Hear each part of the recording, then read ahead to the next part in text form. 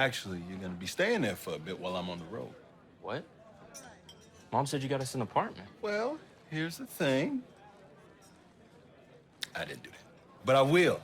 All right, yeah, I've just been so busy with all these shows. Demand for the soul man is high, and I love to give the people what they want. For sure. But I'm supposed to call Mom later. What am I gonna tell her? The truth. You landed safely, we're together, and we can't wait to see her in a couple of weeks.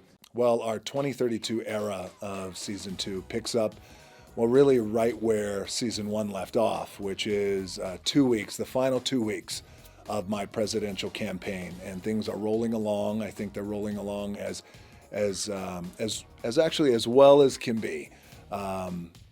And a unwelcome wrinkle, if you will, comes back from my past and starts to really jeopardize my campaign. I got to tell you that one of the most gratifying things about Young Rock has been the reactions from fans and the comments that we've gotten from fans, specifically fans who are Samoan, of Polynesian descent, throughout the Polynesian islands, and non-Samoans, non-Polynesians too, as they start to understand and learn more about our culture through our show. So, the feedback that we've been receiving from fans has just been so gratifying. And it means a lot to me because, I think you're lucky sometimes if you can do something in your career where you can highlight your culture in a positive way that does break stereotypes that could be harmful in the past. But showcases a culture and really in a unique, positive light the way it should be. And so you get lucky, and I got lucky in my career that I'm able to do this now with Young Rock. Oh my God, that's Rocky's son, Dwayne Johnson! Wow, Pat, what a son! Looks like the strongest and best boy in the world to me, Vince. Dewey's a house of fire. We've got new champions! And, when they were writing, for example, my dad, Rocky Johnson, and Tony Atlas becoming the first black tag team champions in the WWE, that is a big deal. And yes, the world of professional wrestling is scripted, and the outcome. Everybody knows that. But the truth is, in the early 80s, if you were that good as two black men who were trailblazers who changed audience behavior in everywhere they went, in every arena across the country, throughout the South, where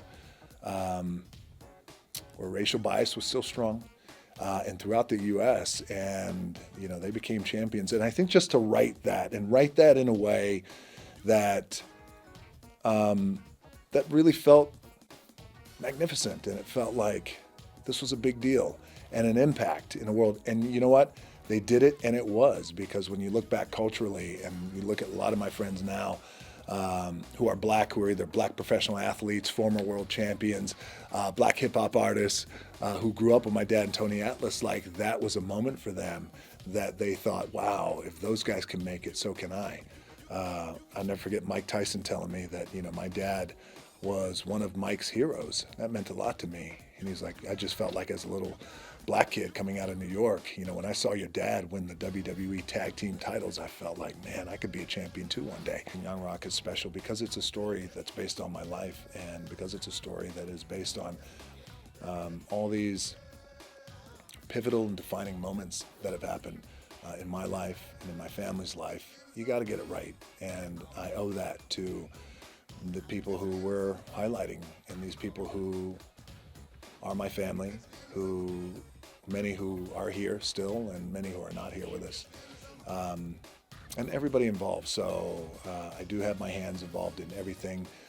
So for example, we'll start with casting. That process for casting, they take extreme pride and consideration in casting, again, because you're casting people who not only are alive, but you're casting people who have been in the public eye in this wild and crazy world of professional wrestling. Back at a time when professional wrestling wasn't as globalized as it is today, wasn't a publicly traded company as the WWE is today. This was in the 70s and the 80s, where things were a lot different in the world of professional wrestling. So the casting and these big, colorful characters from the world of professional wrestling and these big, colorful, wild characters in my own family.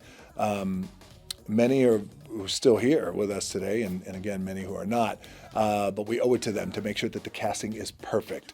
So I really give our casting team so much credit because it's not an easy job to do. And when you think about it, just casting my family, we have to cast my dad, who is a black man. His name is Rocky Johnson. You cast my mom, who is a Samoan woman. Her name is Ata Johnson. You have my grandmother, Leah Maivia. Then you have this punk running around with a little afro, like little Dewey, who's this little half black, half Samoan kid. And, you know, you realize just how, well, challenging it was to cast me as a little boy, me as a teenager, and then me in my 20s in college. But they did it, and I think that the casting team really did a tremendous job. Oh, no. Dewey, are you really gonna wear those pants? My God, I love those pants. If I have to leave Hawaii, at least I can leave in style. I know you're not thrilled we're moving. I really think Nashville's going to be great. Your dad said he's got a nice apartment for us. I've heard there's a lot of beautiful parks if you want to play Frisbee. Frisbee? Nah, I can't sweat in these pants. Hey, don't talk like that around the food.